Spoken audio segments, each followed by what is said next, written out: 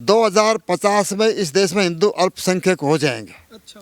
हम यदि नहीं संभले तो निश्चित रूप से अल्पसंख्यक हो जाएंगे। इसलिए इस समय में युद्ध स्तर पर जो है हमें सावधान रहना है, आत्मरक्षा के लिए उपाय करने हैं, जागरूक रहना है। केवल आराम करने के आराम तलबी खाओ पियो मौज कमाओ करो, केवल पैसा कमाने उद्देश्य नहीं है, राष्ट्र पहले है। इसलिए राष्ट्र की रक्षा के लिए हम सबको तैयार होना पड़ेगा, तैयार करना पड़ेगा। यही मेरा युवकों को ये कहना है। 60 वर्षों के दौरान आपने लगभग कितने जो छात्र हैं उनको अभी तक जो प्रशिक्षित किया होगा, सशस्त्र शिक्षा उनको जिनको?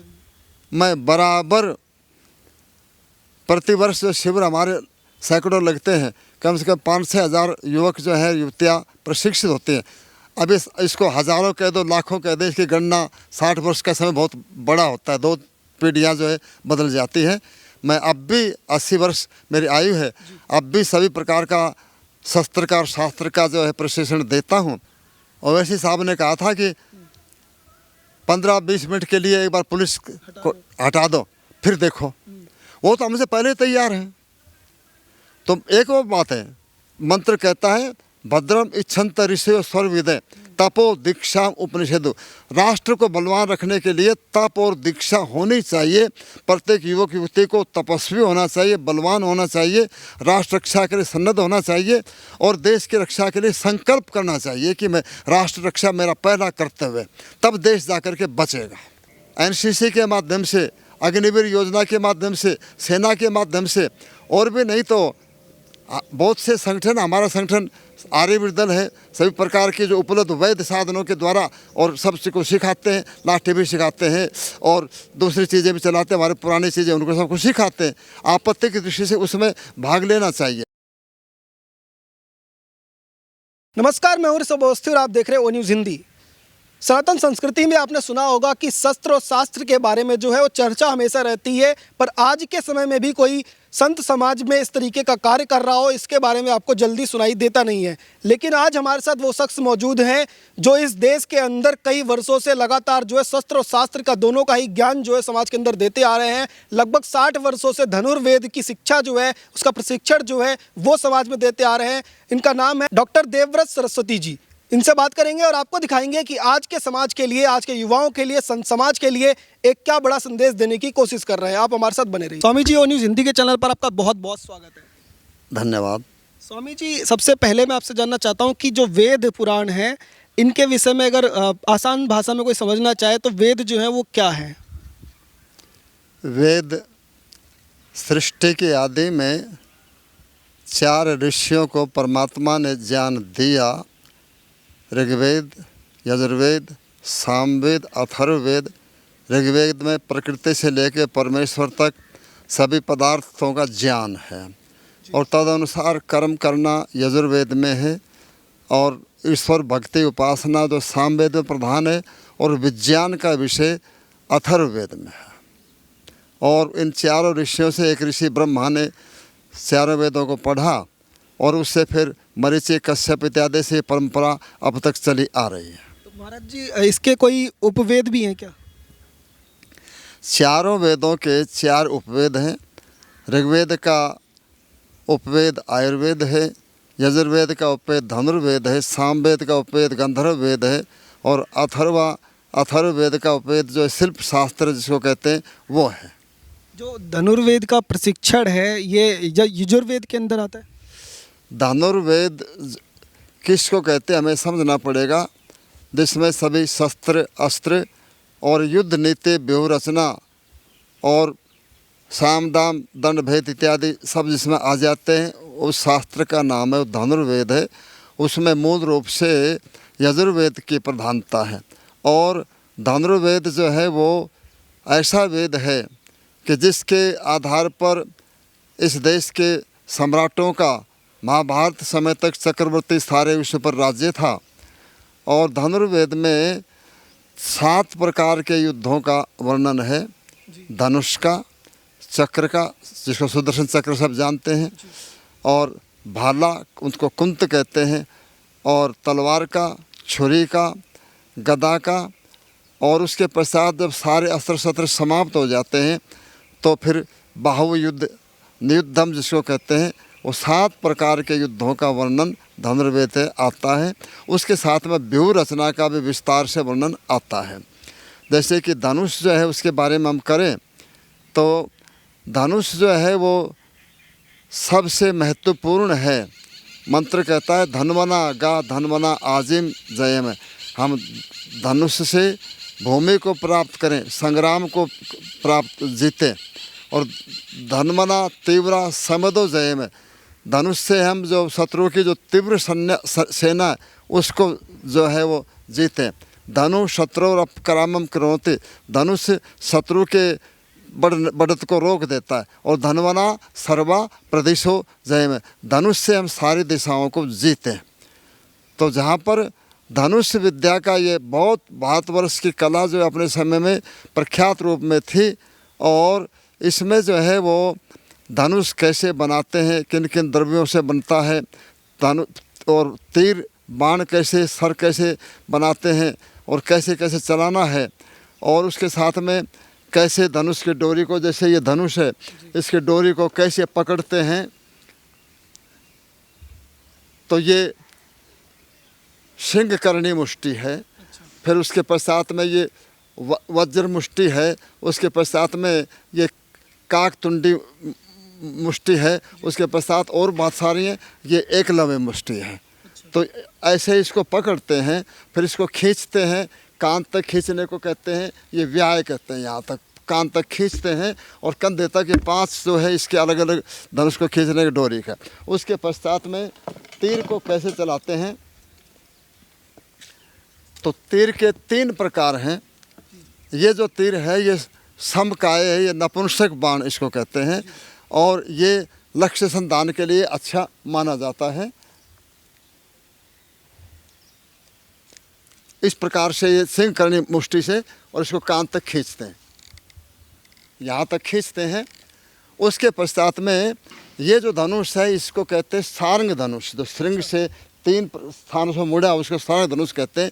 और जो बाँस का होता है, कमान जैसा होता है, उसको वैण्य धनुष कहते हैं। और उसके पश्चात में जो एक हाथ का धनुष होता था जो निकट योद्धाओं के लिए, उसमें एक बित्ते जितना वो तीर होता था, उसको शस्त्र कहते हैं। और जो गुलेल होती है जिसमें कि गोली है, पत्थर है, उसको निशाने पर लेकर के फेंकते हैं, उसको चाप कहते हैं। तो इसके 4 भेद हैं। और इसके अलग अलग खड़े होने के पवित्र हैं। आलीड है, प्रत्यालीड है, समपाद है, ऐसे 8-10 पवित्र हैं। तो धनुष का विज्ञान बहुत बड़ा विज्ञान रहा। उसके पश्चात दूसरा जो है वो तलवार, खड्ग जिसको कहते हैं। इसके युक्तिकल्पत्रों में 100 प्रकार के लोहों से तलवार का निर्माण होता था। और उसको 3 प्रकार की तलवारें होती थी। एक जो होती है अग्र पृथु, जिसका अगला भाग मोटा होता है। एक मूल पृथु, जिसका मूल भाग मोटा होता है, पतली होती चली जाती है। उसके पश्चात समकाय, जो बराबर होती है सब ओर से। एक संक्षिप्त मध्य, 4 प्रकार की तलवारें होती हैं। उनके मुख 12 प्रकार के होते हैं। ये विस्तार से हमारे शास्त्रों के अंदर बताया। और इसको चलाने की 32 प्रकार की विधियाँ हैं, भ्रांत, उद्भ्रांत इत्यादि। उसके पश्चात जो है वो भाले का नंबर आता है, उसको कुंत कहते हैं, जो कि पुराने सिंधु घाटी की सभ्यता और तराई की सभ्यता में उनके फल मिले हैं। तो वो आरी जैसे होते, दोनों ओर को कांटे होते, और एक अंकुश होता है जिसे शत्रु को फंसा करके पकड़ के खींच कर उसको मारते थे। और उसके पश्चात में शक्ति होती है, जिसका मध्य भाग पतला होता है, 2 हाथ लंबी, और फेंक करके वो मारते थे। उसके पश्चात घोड़ों पर रह करके जो भाला होता था उसको प्रास कहते थे। और मानसोल्लास में उसके अनेक प्रकार के जो चलाने की विधियाँ बतलाई। उसके पश्चात छुरी है, जो कि निकट आए शत्रु के लिए अनेक प्रकार से उसके प्रहार जो मानसोल्लास में बतलाए हैं। उसके पश्चात जो गदा है, ये मेरे पास में गदा है। आज इसका प्रयोग कम हो गया। जब हाथियों से लड़ाई होती थी तो योद्धा जो है वो हाथी के दांत तोड़ने के लिए, हाथी के सिर को तोड़ने के लिए और गदा का प्रयोग करते थे। मणो वजन की गदाएं होती थी। आज हाथियों का प्रयोग सेना में कम हो गया तो गदा का प्रयोग भी कम हो गया, लोगों की शक्ति भी कम हो गई। आज उसका स्थान लाठी ने ले लिया है। संकट मोचन जो हनुमान जी है उनके हाथ में भी गदा ही है। हनुमान जी का तो गदा से संबंध है और ये गदा महाभारत के समय में भी, रामायण के समय में भी विशेष रूप से प्रचलित थी और इसी को प्रक्षेपास्त्र इसमें संयोग करके ये अपने आप भी फेंक करके दूर तक इसको चलाते थे। अब अंतिम जो युद्ध है वो जब सारे शस्त्र समाप्त हो जाते हैं तो फिर उसको निर्दम कहते हैं, बाहुयुद्ध कहते हैं।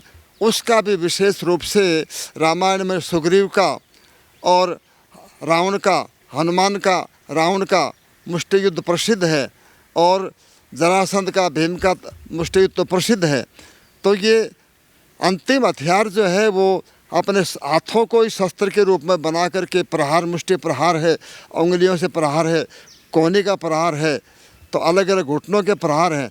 तो ये इसका नाम है निर्दम। तो 7 प्रकार के युद्ध का धनुर्वेद में वर्णन आता है और मैंने इसी में PhD किया है और 60 वर्ष से मैं इसी का प्रशिक्षण दे रहा हूँ। ये पुस्तक जो है वो धनुर्वेद, ये प्रामाणिक पुस्तक जो है वो धनुर्वेद का जो इस पर लिखा है, इसमें 7 प्रकार के युद्धों का वर्णन है।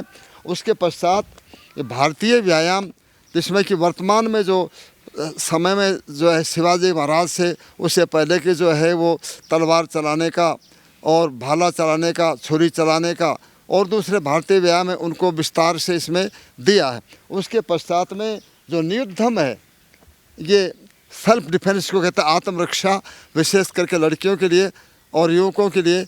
इन सब पुस्तकों का मैंने प्रणयन किया है। स्वामी जी, एक बड़ी जो चीज़ मुझे समझ में आई आपसे अभी बात करके कि लोगों में ये बड़ा गलतफहमी थी कि धनुर्वेद जो है वो सिर्फ धनुष के बारे में सिखाता है, तो ये एक बिल्कुल गलत कॉन्सेप्ट था समाज में। हाँ, मैं कहूँगा धनुष उपलक्षण है। उपलक्षण का यानी मुख्य रूप से धनुष है, लेकिन उसके अंतर्गत जो है वो सभी शस्त्रास्त्रों को वाचक जो धनुष है। इसलिए धनुर्वेद में 7 प्रकार के युद्धों का वर्णन है, क्योंकि अलग अलग प्रकार के ये लिखा है कि जो ब्राह्मण प्रवृत्ति का क्षत्रिय है उसको धनुष, क्योंकि निशाना सबके बस का नहीं है, और जो क्षत्रिय प्रकृति का क्षत्रिय है उसको तलवार चलाने का, और जो कुछ बनिया प्रकृति का तो कमज़ोर क्षत्रिय है उसको भाला चलाने का, और जो मंदबुद्धि क्षत्रिय है लेकिन बलवान है उसको गदा का विधान किया है। और जब सब शस्त्र समाप्त हो जाते फिर लात घूसे हाथों से प्रहार करते। तो धनुष जो है वो सभी शस्त्रों का वाचक है। तो धनुर्विद्या में इन सभी चीज़ों की मिली जुली जो है वो शिक्षा है। सभी का प्रशिक्षण जो है धनुर्वेद के अंतर्गत ही आया है। आज के समय में अगर बात करें, जैसे आपने कहा कि पुरातन काल से ही जो है धनुर्वेद की मान्यता रही है और इसका प्रयोग भी होता रहा है, लेकिन आज के समय में जो आप शिक्षा दे रहे हैं 60 वर्षों से अलग अलग जगहों पर जाकर के पूरे देश के अंदर, आज के समय वो शिक्षा की जो है क्या जो है वो मानते हैं कि इस समय ज़रूरत है? आपने बहुत अच्छा प्रश्न किया। पहली बात तो क्या है कि ये हमारे प्राचीन भारत की जो है धरोहर है और ये आज के समय में भी इतनी उपयोगी है। सभी तो लाइसेंस की गन रख नहीं सकते और धनुष जो है वो सभी रख सकते हैं। कभी आपत्ति आती है तो इसको प्रयोग करके इसको अग्निबाण भी बनाया जाता है, इस पर विष का लिप करके और अपने टारगेट को धराशायी भी किया जाता है। और फिर एक बात क्या है कि इससे वीर रस की भावना का संचार होता है। और जब आजकल कभी आपस में लड़ाई झगड़ा होता है तो व्यक्ति अमूमन चाकू छुरी का प्रयोग करते हैं, तो उसको रोकने का तो प्रयोग आना चाहिए। आत्मरक्षा के लिए प्रयोग। आत्मरक्षा के लिए इन शस्त्रों का प्रयोग। मान लिया कि कोई हम पर लाठी का प्रहार कर रहा है तो हम लाठी के उसको रोक करके और फिर उसको ठीक प्रकार से उसका फल उसको दे सके। ऐसे तलवार का है, तलवार के प्रहार को रोक करके फिर उसको प्रत्याक्रमण करो। ऐसे छुरी का है, ऐसे भाले का है। तो उसकी दृष्टि से हम चाहे हम कोई उसको आक्रमण के लिए नहीं सीख रहे इसको। एक तो क्या कला है, अपने देश की धरोहर है, उसके साथ ये वीर वृत्ति का संचार करने वाली चीज़ है। मैं पूछता हूँ कि क्रिकेट से कौन सा हम 30 मार का बनने वाले हैं। एक विदेशी दास्ता का प्रतीक जो है वो हम चला रहे हैं। तो आज हमारे देश को धीरे धीरे करके सरकार ने गदका, जिसको पंजाब में गदका कहते हैं तलवार को, उसको राष्ट्रीय खेलों में सम्मिलित कर लिया है। मलखम्ब को सम्मिलित कर लिया है, योग को सम्मिलित कर लिया है, थांगटा को सम्मिलित कर लिया है। सब तलवार के चलाने के भेद हैं। ऐसे ही धनुर्विद्या को तो पहले से कर रखा है। तो इस दृष्टि से भी युवकों को इसके अंदर बढ़ चढ़ करके भाग लेना चाहिए। एक तो आपने कहा कि आज के समय में जैसे जो आपने बताया कि छुरी जो है, इसका प्रयोग आप आए दिन सुनते होंगे कि हर जगह जो है छुरी मार दी जाती है। इस तरीके का अटैक जो है हो रहे हैं, खास करके सनातन समाज के जो लोग हैं उनके ऊपर ज़्यादा हो रहे हैं। तो अगर कोई धनुर्वेद की शिक्षा लेता है या इसको पढ़ता, आत्मरक्षा को पढ़ता है, तो क्या वो बिना हथियार के भी अपनी रक्षा करने में संभव होगा? हाँ, मैं कह सकता हूँ कि जैसे कि मैंने कहा, हमारा लक्ष्य जो है वो किसी को डराना, कोई आक्रमण करना नहीं है। लेकिन मैं इस बात को मानता हूँ कि खाना अपराध है, लेकिन मारना अपराध है, बुरा है, लेकिन मार खाना, सहन करना वो उससे भी बुरा है। तो हमें जो है वो आतताई को शास्त्रकार कहते हैं, आतताईनम आयंतम हन्याद एव अविचार। जो आतताई हैं, आतंकी हैं, पहले उसको मारो, फिर विचार करो कि ये मारना उचित था या अनुचित था। इसलिए आतताई आदि दुर्वृत्तों के विनाश के लिए प्रत्येक इस देश के रहने वाले युवक को, युवती को, इसमें कोई धर्म संप्रदाय की कोई बात नहीं है, सबको जो है अनिवार्य रूप से, जैसे इजराइल में प्रत्येक युवक और युवती को कुछ समय सेना में रहना पड़ता है, उसी प्रकार से अनिवार्य जो है शस्त्रों का प्रशिक्षण लेना चाहिए। आप जो है वो पूरे देश में जैसे इस प्रशिक्षण देते हैं, तो हर जगह लगभग आपका जाना होता है, तो देश के अंदर क्या परिस्थिति आपको दिखाई दे रही है? कुछ लोग जो आपको मिलते हैं, क्या इस विषय में जो है चर्चा होती है? जैसे अभी मैं राजस्थान में गया, राजस्थान तो वीरों की भूमि है, दौरे में उदयपुर भी था, तो वो जो घटना हुई उससे युवक या कन्हैया लाल जी, तो युवकों के अंदर आक्रोश है। तो मैंने यही कहा कि भाई, पाप को सहन करने वाला अधिक पापी होता है। आप लोग व्यायाम करो, आप सेल्फ डिफेंस सीखो, जूडो सीखो, कराटे सीखो। आप पर किसी प्रकार का आक्रमण होता है, उसका प्रतिरोध करो, आपस में मिलकर के व्यायाम करो, संगठन बनाओगे तो फिर किसी की हिम्मत नहीं होती है। ये मैंने उनको कहा।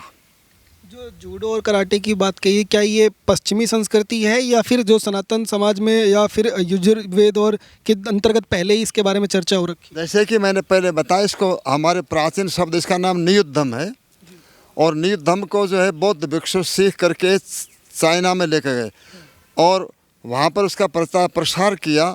उसके पश्चात वो जापान में और दूसरे देशांतर में फैले। ब्रूस ली ने जब उसको यूरोप में फैलाया, तब वो अपने देश के अंदर भी फिर लौट करके आई है।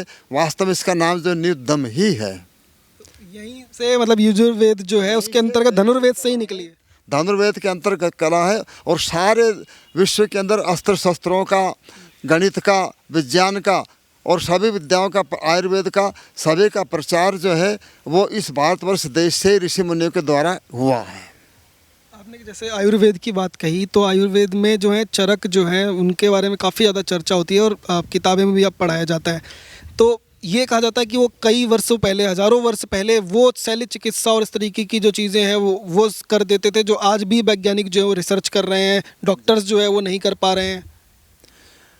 देखो, चरक जो है वो प्रामाणिक आयुर्वेद का ग्रंथ है और एलोपैथी में आयुर्वेद में मूलभूत अंतर क्या है कि एलोपैथी में लक्षणों की चिकित्सा होती है, आयुर्वेद में उसमें मूल में दोष कहाँ पर है।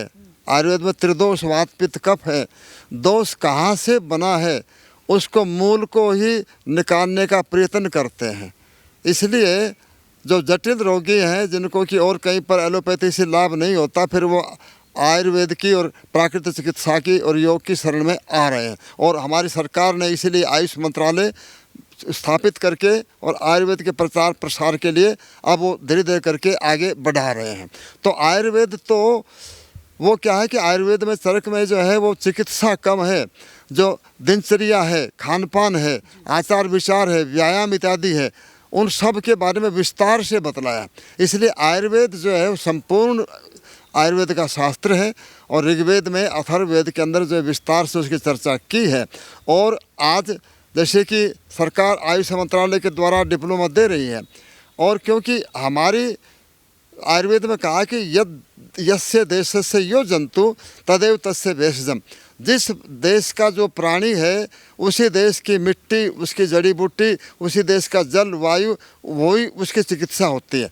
तो हमारे देश में जड़ी बूटियाँ जो है, क्योंकि इस देश की जलवायु बहुत अनुकूल है, तो उसके कारण से जो देसी जड़ी बूटियाँ हैं यदि उनको शुद्ध ढंग से लिया जाए तो वो एकदम रोग को ठीक करती है। मैं समझता हूँ कि आयुर्वेद को प्रचार प्रसार जो बढ़ावा देना चाहिए। हाँ, बौद्ध काल के पश्चात में यहाँ पर शल्य चिकित्सा का प्रयोग कम हो गया, तो सर्जरी कुछ सीमा तक उसको उचित कहा जा सकता है, लेकिन अधिकांश सर्जरी जो है अनावश्यक उसको माना गया है। वो खुद वो एलोपैथी के डॉक्टर कहते हैं कि अधिकतर जो है सर्जरी जो है नहीं की जाए तो अच्छा रहे। इसलिए आयुर्वेद जो है वो श्रेष्ठ है और इसको बढ़ावा देने से लोगों को रोज़गार भी मिलेगा। और जब हम इसको प्रोत्साहित करेंगे तो लंका में आयुर्वेद की बहुत महत्व है, उनको पूरा सम्मान दिया जाता है। चाइना जो है अपनी जड़ी बूटियों से अरबों रुपए कमाता है। तो उसी प्रकार से आयुर्वेद की औषधियों के द्वारा आजकल नए नए अनुसंधान से उसके कारण से, जैसे कि कोरोना में सभी ने अपने वो किया, लेकिन आयुर्वेद भारतवर्ष के अंदर, जबकि विश्व के लोग कह रहे थे कि इसमें करोड़ों व्यक्ति भारतवर्ष के अंदर जो है इसका कोरोना के शिकार होकर मरेंगे, लेकिन नहीं मरे। 3-4 लाख गए, वो तो सामान्य बात है, लोग वैसे भी मरते हैं। कारण क्या है कि हमारे यहाँ का जो जीन्स है वो बड़े शाकाहारी होने के कारण से जो है वो अधिक अच्छे हैं। और इतनी व्यवस्था साफ सफाई नहीं होते हुए भी, चिकित्सा सुविधा नहीं होते हुए भी यहाँ के लोगों ने काढ़ा बना करके, पत्ते परहेज का सेवन करके, योग का अभ्यास करके और रोग को फैलने से बचा लिया। इसलिए आयुर्वेद जो है वो सर्वांगीण है, एलोपैथी लक्षणों की चिकित्सा है।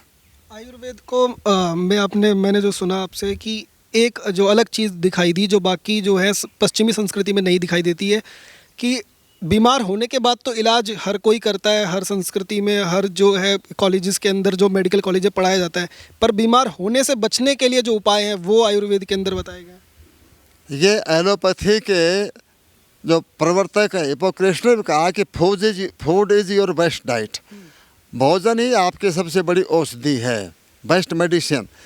और इसी को ये लिखा है, आयुर्वेद में कहा है कि आहार जो है वही सर्वोत्तम चिकित्सा है। यदि हमारा खान पान ठीक हो, यदि जैसे कि आयुर्वेद में स्वस्थ वृत्त है, वो बहुत ही अच्छा एक सभी स्थानों पर उसको पढ़ाया जाना चाहिए। तो कैसे दिनचर्या प्रातःकाल से लेकर के कैसे उठना, जागना, व्यायाम करना, जलपान करना और दूसरे कार्य करना, उसका यदि हम पालन करेंगे तो हमारे शरीर की जो जैविक क्षमता है, इम्यूनिटी है, वो अधिक बढ़ी रहेगी और रोग आएंगे नहीं, आएंगे तो हमारी रक्षा पंक्ति उनको पहले निरस्त कर देगी। इसलिए आयुर्वेद ही संपूर्ण है। और कभी आपातकालीन आ जाता है, उस समय में दूसरी चिकित्सा पद्धतियों का सहारा लिया जा सकता है, क्योंकि आयुर्वेद में कहा है कि तदेव युक्तम भैषज्यम, वही औषधि उपयुक्त है यद आरोग्याय कल्पते, जो शरीर को आरोग्य प्रदान कर सके। कुछ विषय में क्योंकि हमारे हजारों वर्षों से परंपरा लुप्त हो गई है, तो कुछ विषयों में आयुर्वेद को अभी और रिसर्च करना बाकी है। तो उस समय में जहाँ पर ऐसा आयुर्वेद में कोई ऐसी औषधि नहीं है, हालांकि धैर्य से किया जाए तो सबका निदान है, लेकिन त्वरित लक्षणों को दबाने के लिए एलोपैथी का सहारा प्रारंभ में लिया जा सकता है। स्वामी जी, आपने देखा होगा कि संत समाज के तमाम जो लोग हैं आज डिजिटल मीडिया और मीडिया के माध्यम से पूरे देश में और पूरे दुनिया में जो है उनके व्याख्यान जो है वो जाते हैं। उन लोगों के विषय में कोई आपकी क्या राय है और क्या संदेश देना चाहते हैं, जो संत समाज के वो चेहरे जो लगातार जो है मीडिया में बने रहते हैं पर कई बार वही विवादित बन जाते हैं, तो उनके लिए भी क्या कोई संदेश देना चाहेंगे? आपने ये तो हमसे संबंधित प्रश्न पूछा। वेद कहता है वयम राष्ट्रे जागृयामे पुरोहिता, संत जन जो है समाज के पुरोहित होते हैं। पुरोहित का मतलब होता है केवल कर्मकांड वाला नहीं, पुरस्तात् हितम विच्छेदित, जो राष्ट्र का सब प्रकार से जो चिंतन करते हैं उसको संत कहते हैं, पुरोहित कहते हैं। तो इस देश में संतों की बहुत बड़ी परंपरा रही है और हमारे धनुर्वेद के भी विश्वामित्र, वशिष्ठ प्रभृति, द्रोणाचार्य, ये सब संत साधु थे। तो मैं कहूँगा कि आज जो है वो युवकों को केवल भक्ति संप्रदाय के स्थान पर वीर रस का जो है प्रचार प्रसार जो है वो संतों को एक अपने भाग में करना चाहिए, क्योंकि किसी भी देश के लिए उसके जैसे कि 3 सूत्र होते हैं: देश की सीमा, देश के नागरिक और देश की संस्कृति। जहाँ तक हमारी वर्तमान सरकार है वो देश की सुरक्षा करने में पूर्णतया सक्षम है, लेकिन जो देश के नागरिक होते हैं वो उसके प्राण होते हैं। और यदि देश में नागरिकों का ठीक प्रकार से निर्माण नहीं हुआ, उनको ये भी नहीं पता लगेगा कि भाई मेरा राष्ट्र के प्रति क्या कर्तव्य है, तो क्या होगा कि धीरे धीरे करके हम अपने ही कमज़ोरियों से अपने आप कमज़ोर होते चले जाएंगे। इसलिए कहा है, एक पुस्तक पहले हमने 10वीं में पोएम पढ़ी थी 1960 में, नॉट गोल्ड वर्ड्सवर्थ की थी, but only a man can great a nation great and strong. कि धन सोना इत्यादि जो है वो किसी राष्ट्र को बड़ा नहीं बनाते। देश के जो नागरिक जो हैं, विशेष करके युवक और युवती, वो राष्ट्र को बलवान बनाते। तो मैं कहूँगा कि संत जन जो है वो छात्र धर्म का प्रचार प्रसार, राष्ट्र रक्षा के लिए वीरता की भावना का संचार करें, न कि वो कीर्तन में स्वयं भी नाचते हैं और 10 को और को भी नचाते हैं। इसकी इस देश को ज़रूरत नहीं है, क्योंकि इजराइल की भांति प्रत्येक युवक को युवती को अनिवार्य सैनिक शिक्षा लेनी चाहिए और अपने साधनों से भी जो आत्मरक्षा के उपाय सबको सीखने चाहिए। आज राष्ट्र जो है वो बड़ी विचित्र स्थितियों से गुजर रहा है और खुद जो राष्ट्र स्वयं अपनी रक्षा करता है वही अंत में जाकर के सफल होता है। दूसरे लोग जो हैं नहीं कुछ काम करते। आप यूक्रेन का सब देख रहे हो, वो शस्त्र दे देंगे, साधन दे देंगे, लड़ना तो उन्हीं को पड़ेगा। इसलिए कहता हूँ कि संतों को विशेष करके राष्ट्र की रक्षा के लिए जो है वो ये कार्यक्रम अपने उसमें रखना चाहिए। उसके साथ मैं युवकों से कहूँगा कि युवकों को भी अनिवार्य रूप से एनसीसी के माध्यम से, अग्निवीर योजना के माध्यम से, सेना के माध्यम से, और भी नहीं तो बहुत से संगठन, हमारा संगठन आर्यवीर दल है, सभी प्रकार के जो उपलब्ध वैध साधनों के द्वारा और सब को सिखाते हैं, लाठी भी सिखाते हैं और दूसरी चीज़ें भी चलाते हैं, हमारे पुरानी चीज़ें उनको सबको सिखाते हैं। आपत्ति की दृष्टि से उसमें भाग लेना चाहिए। और तीसरी जो बात मैं कहूँगा कि किसी भी राष्ट्र को संस्कृति ही बचाती है। कभी 1947 में पूर्वी पाकिस्तान और पश्चिमी पाकिस्तान दोनों का धर्म एक इस्लाम था, तो वो दोनों एक थे, लेकिन बाद में 1971 में अलग क्यों हो गए? क्योंकि उनकी संस्कृति अलग थी, उनकी भाषा अलग थी, उनके रीति रिवाज खान पान अलग थे, तो उनका पश्चिम से पूर्व का मेल नहीं हुआ, तो वो अलग हो गए। इसलिए ये देश हज़ारों वर्षों से भी जो एक बना रहा, तो ये हमारी ऋषि मुनियों की सुदृढ़ संस्कृति मूल थी। आज का युवक जो है वो अपनी संस्कृति से विमुख होकर के पश्चिम की अपसंस्कृति में चला जा रहा है। हमारी संस्कृति में 4 लक्ष्य हैं: धर्म, अर्थ, काम और मोक्ष। विद्यार्थी काल में धर्म का मतलब कोई पूजा पाठ से संबंध नहीं है, कर्तव्य कर्मों का। हमारा अपने प्रति क्या कर्तव्य, समाज के प्रति क्या कर्तव्य, माता पिता के प्रति क्या कर्तव्य, समाज राष्ट्र के प्रति क्या कर्तव्य, सारा जो है विद्यालय के अंदर विद्यार्थियों को गुरुजन उनको बतलाएं। उसके पश्चात धर्मपूर्वक धन कमाना और मर्यादा में इसका उपभोग करना, ये गृहस्थ का कर्तव्य है। संन्यास में मोक्ष का कर्तव्य बनता है। आज पश्चिम की अपसंस्कृति से धर्म छूट गया और मोक्ष छूट गया। ये रावण की संस्कृति, ये आसुरी संस्कृति है। रावण ने सीता को ये कहा था कि भुंक्स्व भोगान यथा कामम, कि मेरी लंका में हे सीते तुम काहे को कष्ट उठा रही हो, यहाँ पर जो खाना पीना है सबको खाओ पियो, जो रमण करना है, स्थल में मेरे पास में बड़े बड़े सुंदर रथ हैं, जल में जलियान है और आकाश में उनके पुष्पों की मान है, तो ये खाओ पियो मौज करो, ईट ड्रिंक और बी मैरी। ये संस्कृति आसुरी संस्कृति है और आज का युवक जो है पश्चिम के चकाचौंध में इसी आसुरी संस्कृति को धीरे धीरे करके अपनाता जा रहा है। अपनी जो वैदिक संस्कृति है, आर्य संस्कृति है, जो मर्यादा पुरुषोत्तम श्री राम योगेश्वर कृष्ण की जो प्रकृति, ऋषि मुनियों की जो संस्कृति है, उससे विमुख होता जा रहा है। मैं युवकों से कहूँगा कि अपनी संस्कृति से जुड़ें।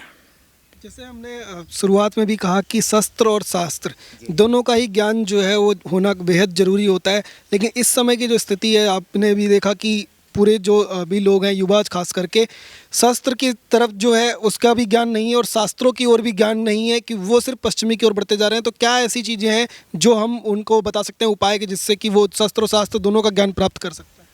इसके लिए यजुर्वेद में एक मंत्र कहा है, यत्र ब्रह्म च क्षत्रम च सम्यं च उच्चरते स, जहाँ ब्रह्म तेज यानी शास्त्र, ब्राह्मणों का, ब्रह्म का मतलब कोई जन्म से ब्राह्मण नहीं, जो ब्रह्म को जानते हैं, वेद को जानते हैं, आत्मा परमात्मा को जानते हैं, जो सही में सदाचार, उनको ब्राह्मण कहते हैं।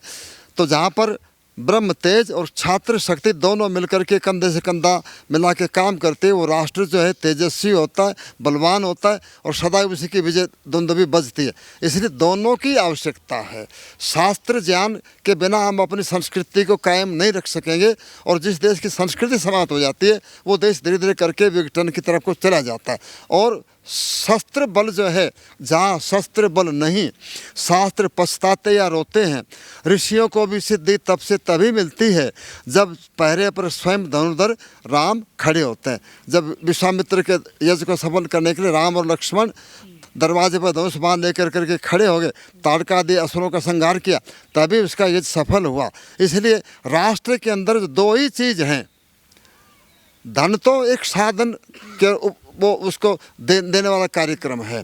इसलिए दो ही शक्तियाँ हैं, एक तो ज्ञान विज्ञान टेक्नोलॉजी सभी प्रकार के विषयों में देश आगे बढ़े, और दूसरा जो शास्त्र बल है, शस्त्रों का बल है, नौजवान जो है बलवान हो, युवतियाँ बलवान हो, और राष्ट्र की रक्षा के लिए कभी भी आपत्ति आए तो राष्ट्र के लिए ये कर्तव्य करें कि जिस राष्ट्र से मेरा शरीर बना है, जिस राष्ट्र के भूमि में मैं घुटनों के बल चला हूँ, जिस राष्ट्र का अन्न जल खा कर मेरा शरीर का निर्माण हुआ है, अंत समय में भूमि माता हमें अपनी गोद में स्थान देगी। तो माता भूमि पुत्रों पृथ्वी, अथर्ववेद का ये मंत्र है, भूमि मेरी माता है, मैं उसका पुत्र पुत्री हूँ। इसको मंत्र को धारण करके ये माने कि पहला कर्तव्य मेरा राष्ट्र की रक्षा करना पहला कर्तव्य है। दूसरा कर्तव्य मेरे माता पिता है जिन्होंने मुझे पालन पोषण करके बड़ा बनाया, शिक्षा दे के योग्य बनाया। दूसरा उनकी आज्ञा के अनुसार उनके अरमानों को पूरा करना दूसरा कर्तव्य। तीसरा फिर अपना तीसरा कर्तव्य। मैं ये कहूँगा युवकों को कि सबसे पहले राष्ट्र का रक्षा का उपाय कि मैं इस देश का नागरिक हूँ। स्वामी रामतीर्थ कहते थे कि युवकों जब तुम चलते हो तो ऐसे मेरे कदमों में हजारों युवकों के कदम से कदम मिलकर के चल रहे हैं। युवकों जब तुम श्वास लेते हो तो चिंतन करो, मैं अकेला श्वास नहीं ले रहा हूँ, मेरे श्वास में हजारों युवकों का श्वास जो चल रहा है। जब तुम्हारा दिल धड़कता है तो युवकों तुम चिंतन करो कि मेरे दिल के साथ में हजारों युवकों का धड़कन जो है मेरे साथ में धड़क रही है। और फिर वो कहते हैं परमात्मा मेरे इस देश के युवकों को इन भावना से ओतप्रोत कर दो, फिर तुम निश्चिंत हो जाओ, ये भारतवर्ष जो है सारे विश्व का कमान संभाल लेगा। मैं युवकों को कहूँगा स्वामी रामतीर्थ के इन वाक्यों को धारण करते हुए, और भूमि मेरी माता मैं उसका पुत्र हूँ, पहला करते हुए राष्ट्र रक्षा के लिए हर समय इस कर्तव्य अपने कर्मों पर आरूढ़ रहे हैं। स्वामी जी, एक प्रश्न जो है या किसे कहें कि जिज्ञासा जो है मेरे मन में काफ़ी समय से थी। आप शस्त्र शास्त्र दोनों के बारे में ज्ञान रखते हैं, इसलिए मैं आपसे जानना चाहता हूँ, युद्ध जो है आपने रसिया और यूक्रेन का जो युद्ध है इस यहाँ भी जानकारी रखते हैं, और आप महाभारत और रामायण काल के युद्ध की भी, तो उस समय भी शस्त्रों का प्रयोग होता था। ब्रह्मास्त्र जैसे शस्त्र जो है उनकी भी बात चर्चा की जाती थी, और आज के समय में ब्रह्मोस जैसी मिसाइल जो है वो भारत के अंदर है। तो इतना लंबा समय वैज्ञानिकों को लगा और लगातार आज भी रिसर्च हो रही है, पर वो जो अस्त्र उस समय हुआ करते थे उनके बारे में कुछ बताएंगे क्या, कि क्या वैज्ञानिक उनके प्रमाण हैं और किस तरीके से वो जो है आज के शस्त्रों से भी ज़्यादा डेवलप थे? आपने बहुत अच्छा प्रश्न किया। एक बार आइंस्टीन से पूछा किसी ने कि ज़रा बताओ कि तीसरे विश्व युद्ध में किन अस्त्र शस्त्रों का प्रयोग होगा। तो उन्होंने कहा कि मैं तीसरे विश्व युद्ध की बात तो नहीं करता, लेकिन कभी जब चौथा विश्व युद्ध लड़ा जाएगा तो लोग लातों से, घूंटों से, ईंटों से, पत्थरों से लड़ेंगे। अच्छा। सारा अस्त्र शस्त्र समाप्त हो जाने वाला है। अच्छा। महाभारत में ऐसा ही हुआ, क्योंकि धनुर्वेद में इस पुस्तक में बतलाया कि 4 प्रकार के जो शस्त्र होते हैं। एक होता है कि मुक्त, जो कि छोड़े जाए, जैसे कि धनुष पर तीर छोड़ दिया गया। एक होता अमुक्त, जो हाथ में लेकर के लड़े जाएं, तलवार इत्यादि। एक मुक्ता मुक्त, भाले को फेंकते भी हैं और वापस भी ले लेते हैं। एक होता मंत्र मुक्त, मंत्र का मतलब केवल ऐसा नहीं गायत्री मंत्र पढ़ा या मंत्र पढ़ा तो अग्नि लगे, ऐसा नहीं है। अभी तो मंत्र कहते हैं कोड वर्ड को कुट। आजकल जो मिसाइल यहाँ से लेकर के और करोड़ों मील दूर तक जो सारा आजकल जो हम रॉकेट चल रहे हैं, मिसाइल संकेत से चलती है, इसी का नाम जो है मंत्र है। और मंत्र उसको भी कहा है, यंत्र सर्वस्व में कहा है कि दंडों के द्वारा, चक्रों के द्वारा, चैन के द्वारा और दांतों के द्वारा और शक्तेर वर्धनम कृत्वा चालनम मंत्रम उक्स्ते, जो मशीन के द्वारा शक्ति का वर्धन करके और अग्नि जल वायु का प्रयोग करके जो चलाए जाते हैं उनको मंत्र मुक्त कहते हैं।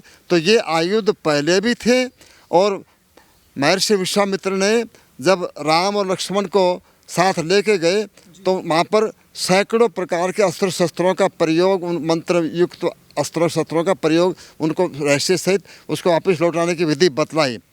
ऐसे जैसे कि सुदर्शन चक्र ऐसा था, वो मैंने उस पर रिसर्च किया है, वो सूर्य की किरणों से चलता था और अपने लक्ष्य को मार करके वापस आ जाता था। वो सबकी काट करता था, उसकी काट किसी के पास नहीं थी।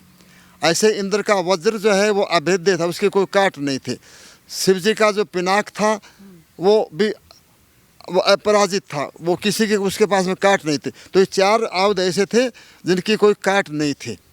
तो ये सारे विद्या पहले भी थी, लेकिन कालांतर के कारण, क्योंकि महाभारत के अंदर लाखों योद्धाओं का संहार हुआ, अब भी जो है वो रिसर्च करते हैं तो कुरुक्षेत्र के अंदर जो रेडियो एक्टिविटी अधिक रूप से पाई जाती है। अब एक बार प्रकरण को सुनाता हूँ, बात को समाप्त करेंगे फिर, कि जब अश्वत्थामा ने पांडवों के ऊपर जो है वो ब्रह्मास्त्र छोड़ा तो कृष्ण जी ने कहा कि अर्जुन तुम भी ब्रह्मास्त्र का संधान करो, इसकी काट ब्रह्मास्त्र की काट ब्रह्मास्त्र ही होता है। तो अर्जुन ने भी उसको ब्रह्मास्त्र को चलाया, संधान किया, तो ऋषि मुनि प्रकट हो गए कि ठहरो अर्जुन, जिस देश में ब्रह्मास्त्र के द्वारा ब्रह्मास्त्र रोका जाता है उस देश के अंदर 12 वर्ष तक वर्षा नहीं होती है। और यही बात आज के आइटम वाले कह रहे हैं कि परमाणु में इतनी धूल उड़ेगी कि महीनों तक, वर्षों तक जो अंधकार रहेगा, सब प्राणी जम जाएंगे, रेडियो एक्टिविटी इतनी बढ़ेगी कि अब भी जापान के अंदर जो विकृत अंगों वाले हो रहे हैं। और वो ब्रह्मास्त्र का जो है अर्जुन ने तो लौटा लिया, अश्वत्थामा को उसकी विधि लौटाने की नहीं थी। तो हमारे यहाँ तो इतनी उन्नत कला थी कि अस्त्र को बीच में से वापस भी उसको लौटा लेते थे। तो ये कला थी, ये विज्ञान था। और एटम बम के आविष्कारक ने जब उसको पढ़ा तो उन्होंने कहा कि मैं दावे से कह सकता हूँ, रदरफोर्ड और दूसरे एक और थे अमेरिका के, कि हिंदुस्तान का पूर्व के अंदर जो है एटम बम जैसे पहले आयुध पहले हो चुके हैं। जब एक प्रकरण और आता है कि अर्जुन इंद्र से अस्त्र शस्त्रों को सीखने लेके गया, पाशुपता अस्त्र इत्यादि को, तो जब पांडवों से मिले तो कहा कि भाई तुम दिखाओ। तो उन्होंने अस्त्र का संधान किया। तो ये लिखा है महाभारत में कि भूमि कंपन करने लगी, वायु जो है बाउंडर जो है वायु भयंकर चलने लगी। आज एटम बम के यही तो लक्षण है, भूमि कांपने की और भयंकर तीव्र आंधी चलेगी और अग्नि की ज्वालाएं होंगी। तो इसलिए हम कह सकते हैं, प्रामाणिक रूप से कह सकते हैं कि प्राचीन समय में भी ये देश जो है अस्त्र शस्त्र की विद्या में कम नहीं था, लेकिन ये एक अच्छे जो योद्धा थे इमरजेंसी के लिए ही उसका प्रयोग करते थे, को पात्र को इसका ज्ञान नहीं देते थे। जैसे भारत सरकार ने भी कहा कि परमाणु जैसे ही संपन्न हुआ देश, तो कि ये आत्मरक्षा के लिए ही है, भारत कभी भी प्रयोग नहीं करेगा किसी पर अटैक करने के लिए। तो लेकिन हर देश जो परमाणु संपन्न होता है उस पर हमला करने से पहले कोई भी देश जो है सोचता है, यही उस समय होता था कि ब्रह्मास्त्र जिसके पास भी है उस पर जल्दी कोई अटैक ना करे। जैसे कि मैंने कहा कि वहाँ उस समय में अलग अलग आयुधों की काट थी। आग्नेयास्त्र का काट वारुणास्त्र थे, ऐसे अस्त्र छोड़ते थे कि वर्षा होकर के उसको अग्नि को शांत करते थे। अभी आज का विज्ञान को उसमें और आगे अनुसंधान करना पड़ेगा। और एक और बात है कि सुरक्षा जो है वो offence is the best defence. हम पहले इतने समर्थ हो कि किसी को इधर को कुदृष्टि से देखने का अवसर नहीं मिले। तो इसलिए कहा कि सबसे अधिक जो है वो, जैसे कि मैंने कहा कि जिस देश में ब्रह्म तेज, आज के जो ब्रह्म का मतलब आजकल बड़े बड़े वैज्ञानिक इसको, आज ये ब्राह्मण ही हैं, आज के ज़माने के ब्राह्मण ही है जहाँ पर वैज्ञानिक और छात्र शक्ति दोनों मिलकर के कंधे से कंधा चलाती है, साथ चलता है, वही देश आगे बढ़ता है। आज अमेरिका क्यों विश्व शक्ति है, आर्थिक शक्ति है, और उसके साथ में सारे अस्त्र शस्त्र हैं। रशिया जो है, अमेरिका भी भयभीत है, क्यों? उसके पास इतने एटम बम है कि सबसे सीमातीत है। चाइना क्यों है? उसके पास में अणुआयुध है। भारत तो उसकी बात क्यों सुनने देने लगे? अब ये अणुशक्ति संपन्न देश है। इसलिए हमें अपनी रक्षा के लिए उपाय प्रत्येक करना चाहिए। और अब हमारे देश की नीति भी बदली है। अब वो नीति बदल गई है कि हम विचार करेंगे। अच्छा। ऐसा नहीं कि हम पहले नहीं चलाएंगे, हम समय को देखेंगे। आज तो जब अणुबम चल गया, उसको फिर क्या करना है? तो ऐसे उपाय करो ना कि रास्ते में उसको धराशायी कर दो, आप इस मोड़ कर वहीं पर जाए। एंटीसेप्टिक मिसाइल्स भी जो आई है इस तरीके जो उसका मुख मोड़ करके उधर को जा करके वो विनाश करे। अभी और हम अनुसंधान करने की आवश्यकता है। ये पहले अपने देश में सारी बातें पहले वर्तमान में थी, इसके ऐतिहासिक प्रमाण मिलते हैं, इसको अन्यथा कोई कह नहीं सकता है। जी। एक अंत में जो मैं आपसे जानना चाहता हूँ कि देश के अंदर आपने सुना होगा कि गजवाए हिंद का एक मिशन जो है, जो पहले जो इस्लामिक देशों के अंदर चला करता था, लेकिन आजकल हिंदुस्तान में उसकी काफ़ी चर्चा हो रही है और कई संगठन उसमें लगे हुए हैं और भारत को इस्लामिक राष्ट्र बनाने की जो तैयारी कर रहे हैं, क्या वो अपने मंसूबों में कभी कामयाब हो सकते हैं, या फिर आप जैसे जो लोग हैं प्रशिक्षण दे रहे हैं और समाज के अंदर एक नई चेतना जो है वो विकसित कर रहे हैं, वो एक इसकी जो काट साबित हो सकती है? इसके लिए मैं कहूँगा, जैसे कि आपने पहले सन्यासियों की बात करी, हमारे देश के जो संत जन हैं वो युवकों को वीरता के प्रवचन दें। वो मर्यादा पुरुषोत्तम राम की वीरता के, अर्जुन के, भीम के, छत्रपति शिवाजी महाराणा प्रताप और जितने हमारे महारथी योद्धा, वो अपने प्रवचनों में उसको सम्मिलित करें। उसके साथ हमारी सरकार का भी कर्तव्य है कि युवाओं को अनिवार्य रूप से सैनिक शिक्षा है, युवतियों को सैनिक शिक्षा के लिए प्रेरित करें। अनिवार्य, अनुशेषी सब के लिए अनिवार्य, 1-2 वर्ष की, 3 वर्ष की, सब के लिए ज़रूरी करें। उसके साथ में एक बात कहूँगा मैं कि हमारी संस्कृति से युवकों को रूबरू करवाना ज़रूरी है। उन्हें अपनी संस्कृति के बारे में जोड़ें। केवल अर्थ और काम में कि खाओ पियो मौज करो, उसी में हमारे युवक युवतियाँ नहीं रहें। अपनी संस्कृति को समझें, अपने देश के इतिहास को समझें, अपने कर्तव्यों को समझें। नहीं तो अमेरिकन जनसंख्या शास्त्री ने कहा है कि 2050 में इस देश में हिंदू अल्पसंख्यक हो जाएंगे। अच्छा। हम यदि नहीं संभले तो निश्चित रूप से अल्पसंख्यक हो जाएंगे। इसलिए इस समय में युद्ध स्तर पर जो है, हमारा किसी से कोई संघर्ष का वो नहीं है। हमें सावधान रहना है, आत्मरक्षा के लिए उपाय करने हैं, जागरूक रहना है। केवल आराम करने के आराम तलबी, खाओ पियो मौज कमाओ करो, केवल पैसा कमाने उद्देश्य नहीं है। राष्ट्र पहले है, इसलिए राष्ट्र की रक्षा के लिए हम सबको तैयार होना पड़ेगा, तैयार करना पड़ेगा। यही मेरा युवकों को ये कहना है। स्वामी जी, 60 वर्षों के दौरान आपने लगभग कितने जो छात्र हैं उनको अभी तक जो प्रशिक्षित किया होगा, सशस्त्र शिक्षा उनको जिनको? मैं बराबर प्रतिवर्ष जो शिविर हमारे सैकड़ों लगते हैं, कम से कम 5-6 हज़ार युवक जो है, युवतियाँ प्रशिक्षित होते हैं। अब इसको हज़ारों कह दो, लाखों कह दो, इसकी गणना 60 वर्ष का समय बहुत बड़ा होता है। 2 पीढ़ियाँ जो है बदल जाती हैं। मैं अब भी 80 वर्ष मेरी आयु है, अब भी सभी प्रकार का शस्त्र का और शास्त्र का जो है प्रशिक्षण देता हूँ। और मैं कहता हूँ कि युवाओं में रहने वाला कोई व्यक्ति बूढ़ा होता ही नहीं, युवाओं में रहने वाला युवा ही रहता है। और इसीलिए मैं कहता हूँ कि आज जो है वो सभी को जो है वो इसकी ज़रूरत है। समय अपने आप में इतिहास दोहराता है। आज युवक चाहता है कि हम भी स्वाभिमान से जीना सीखें, उनको कोई रास्ता बतलाया जाए, उनकी संस्कृति से, अपनी संस्कृति से जोड़े और उनको छात्र धर्म का प्रशिक्षण दें, सादा जीवन उच्च विचार की शिक्षा दें।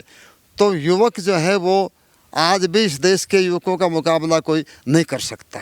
स्वामी जी, जो दूसरा समाज है वो लगातार ये कहता है कि अगर सनातन समाज से जुड़ा हुआ कोई संगठन है वो शिक्षा देता है, शस्त्रों की शिक्षा देता है, तो उस पर किसी तरह की रोक नहीं लगती है और उसको माना जाता है कि देश के लिए जो सशक्त करने के लिए शिक्षा दी जा रही है। पर अगर दूसरा समाज शिक्षा देता है तो ये कह दिया जाता है कि ये देश विरोधी हैं, ये आतंकी विचारधारा के हैं। तो ये जो लोग सवाल ऐसे उठाते हैं उनके लिए कोई मैसेज देंगे क्या? जैसा कि मैंने पहले कहा, दूसरा समाज तो हमसे पहले तैयार है। कभी ओवैसी साहब ने कहा था कि 15-20 मिनट के लिए एक बार पुलिस को हटा दो, फिर देखो। वो तो हमसे पहले तैयार हैं। तो एक वो बात है, मैं एक बात कहता हूँ कि मैं किसी को नहीं कहता कि तुम जो सभी गंद ले लो।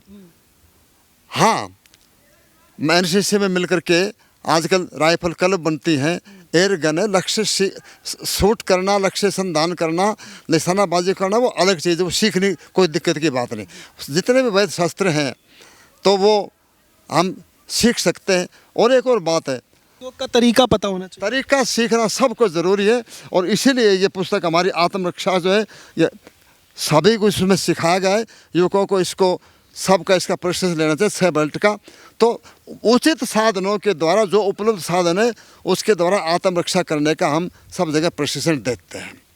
किसी को गन रखनी है तो फिर लाइसेंस ले लो, या एनसीसी में शामिल हो जाओ, या फिर राइफल क्लब लो, .22 की मिलती है, या एयर गन सभी के लिए खुली है। सीखना तो उसे सीखो, वीरता का संचार होना चाहिए और फिर वैध उसके लिए कोशिश करो।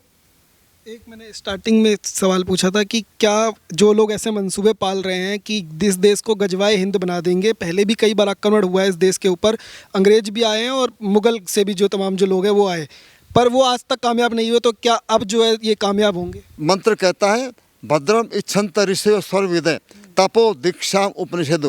राष्ट्र को बलवान रखने के लिए तप और दीक्षा होनी चाहिए।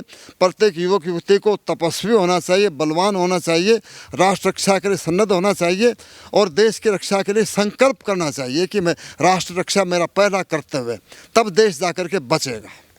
आपने उदयपुर के बारे में बात की थी, तो मैं एक अंत में सवाल पूछना चाहता हूँ कि कई जो मौलाना हैं वो आए दिनों जो है वो भड़काने का काम करते रहते हैं, भड़काऊ जो है तकरीरें देते रहते हैं। क्या हिंदू समाज के जो लोग हैं उनको इन चीज़ों से जो है वो भड़कना चाहिए, इस तरीके की चीज़ें उनके बहकावे में आना चाहिए, या फिर जो है उनको माकूल तरीके से जवाब देना चाहिए? किसी रेखा को छोटा करने के लिए उसके पैरेलल बड़ी रेखा खींचनी पड़ेगी, तभी छोटी होगी। किसी भी रेखा को छोटा करना है तो बड़ा बनो। आज आवश्यकता है कि हिंदू युवक जो हैं वो संगठित होकर के और व्यायाम करें, आत्मरक्षा के उपाय करें, अन्याय को के विरुद्ध जो अपनी आवाज़ को उठाएं, अपने सांस्कृतिक चेतना को जागृत करें, अपने जो जिनको हम दलित कहते हैं, पिछड़े वर्ग हैं, उनको गले लगाएं। नहीं तो कोई ईसाई बना रहा है, कोई उसको इस्लाम में ले रहा है, कोई कहीं जा रहा है, कोई कहीं जा रहा है। आज युवकों को संस्कृति और शस्त्र, वही शस्त्र और शास्त्र दोनों का ही आपको तैयारी करनी पड़ेगी। बहुत बहुत धन्यवाद। तो स्वामी देवव्रत जी से बात करने की कोशिश कर रहे थे, तमाम सवालों के इन्होंने बेहद बेबाकी से जवाब दिए।